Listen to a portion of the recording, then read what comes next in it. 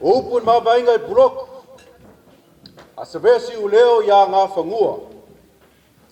A pā ia lor pā i fuaranga.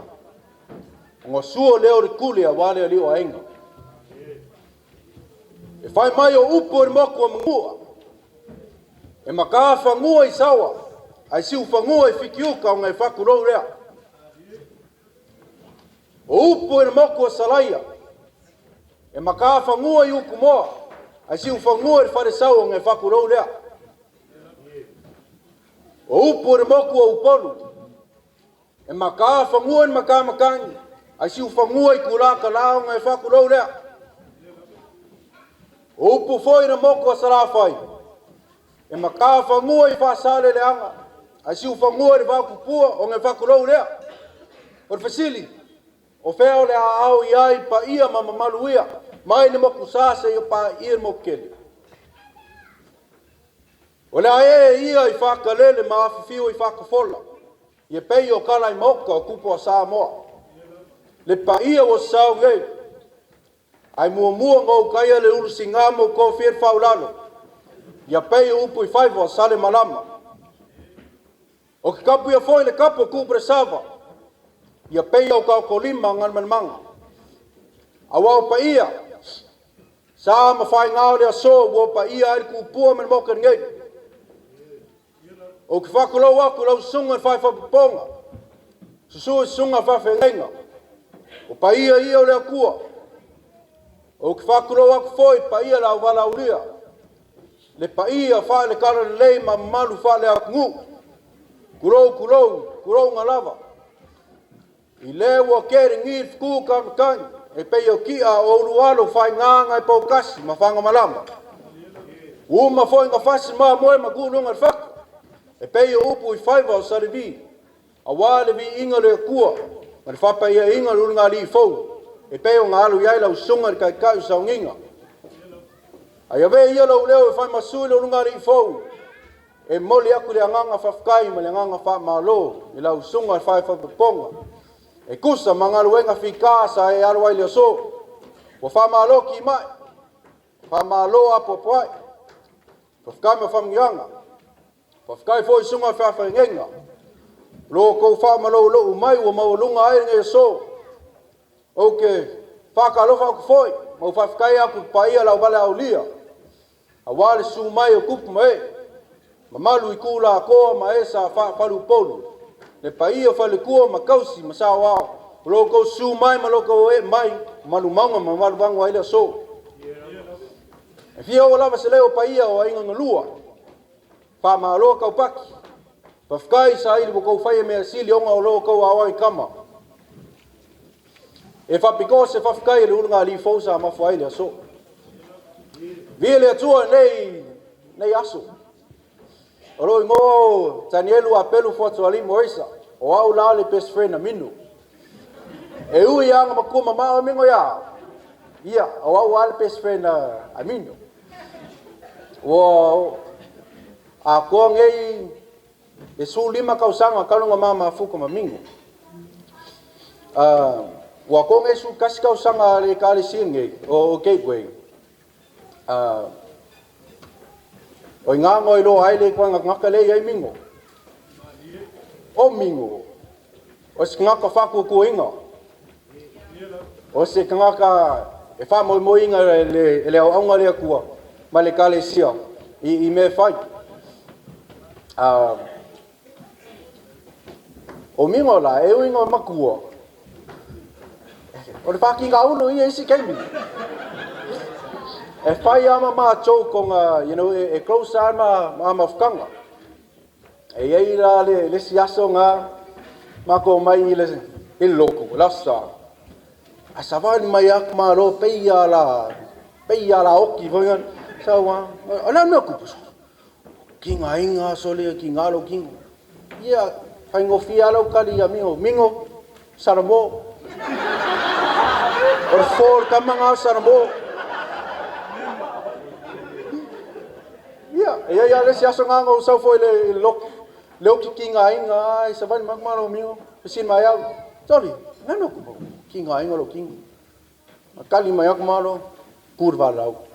kur balau lasa mas sorry fio no vale ki o ngenga ka au mingo ia e u yanga fai mama chok okay lo fa ngaka o ngaka ke le la ngoloko anytime I need help kem ya mga mefso swangi o kam ma leo ki tek sai a leo lo ka mau ki karangoa ya mingo because yeah close sama o mingo foi ya mga mingo so swangi ke so ko ka vale ka fa mingo fai mau di mai ai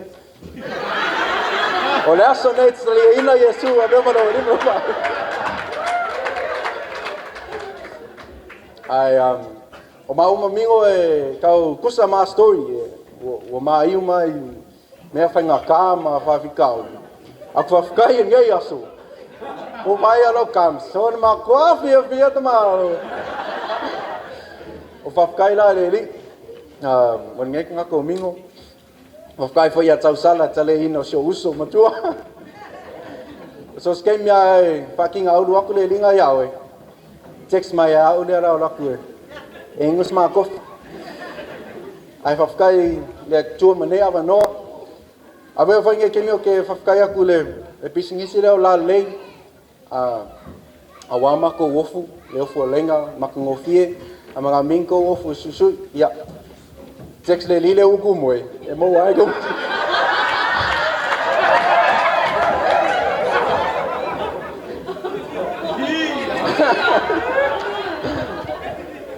yeah thank you Mino for all your help and for being a good friend to me. You're also like a dad, a brother, and you're my best friend. So thank you for the opportunity of letting me be your best man. Akalan fili ali makuama rifua lele ngongo masianga ia famuele kua runga rifo famuele kua la usunga rifaifa ponga morufat kua manguele au fanglonga pa ia le kua manguele pa ia la vala ulia mais foi pa ia wenga ngalua so fo hello ia toi fa mafasa upati pati oka o upu e fai I po ula ole lea ese le mata no fie ia ole sau noanga fo ia le se songa I le wosili ia le ki o fo ilo fa langinga o le wosili longo winga wo le si avaenga ai sili oi mana ia tele le sau noanga mata no fie o songa ia tani elu ole alo titi le ale mata fa fenga inga or kama le ele o se kama Samoa or kama Amerika o le upumoni lava o le pesa ola utala pasta o le rile na whanau I Amerika pe o Seattle ia wa whaafonga la ka kou nga whanga ngau I salafa I Ero ia ma upolu Diego ele ma ia kamai ki mai le Uncle Sam mana ia lang or kala ia kus pa ia tu ia tu ona tatala ina mai lea ia o lo sa ili ia e fo ina mai I fo ia le tua fa fita tele to mai se paki fa mole lava ia mana ia le sau no nga mata ngofie ia ale sunga ile wo sili foi ia le sunga ile wa o ia mino o le la unga ngor ka ko waso o pumongi ia ele ko ia sa la unga ko faia o le mala unga le o faia ko e langa ia o ke ka ua ia le uso nei por sunga foi ile wa ia langa ia wai o fio anga foi o siono tina tua are fio ngar fari tua o palauli fa ala ia kenyo le o mea asa fa yo o se palauli pe ke sa mai palauli paki ma losi air kai minge ia wai vai la ia o lesi o ngapiko sa papali ia afai ke suma sa pari paki yang kai minge o la vala aula ile uso le fo ipo por so la o ke vala wa ia langa aia ia o ngala o ke loa e ile me alo fale tua ile uso fo ile ia ilana tau fa le ala o ko sila mio ia or kala fo ile sa ilinga va ar sanga la fa mai le wo musa I fonga ma na ia tele ia to mole tua ile fa ftai tele ia o kele ka kala ilinga ia so ila usunga ia e upo masania ia fa o te mata nana sala ilo mata nana le nei asu ia langa le o ko si la mio ia fa le fulu ia sunga ia lauli po le fionga le mai ava nei asu ia wasianga wo mai o mingo e se fasi upu ia mele mori mau po le la unga le sunga le wosili a o moro la tala le fa sauni mai le ai tema ta ale ekalesia fa mole lava ole vaenga ngo fa mai salamo fa mai akau seku o kusika o mai ya le salamo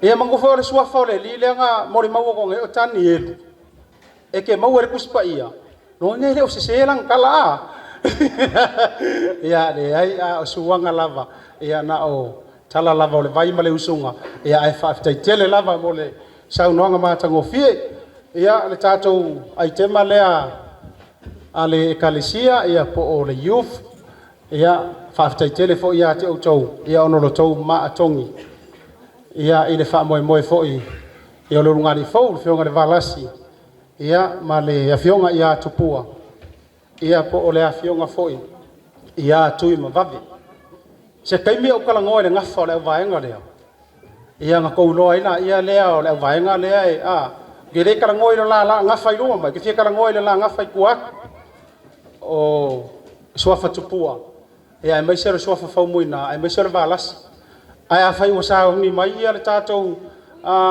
ai tema le kalesia ia lo sa ia wo ke roma ko kalesia on mai so se mea ia lo so al teacher fa pa o e lo musika fa mole lava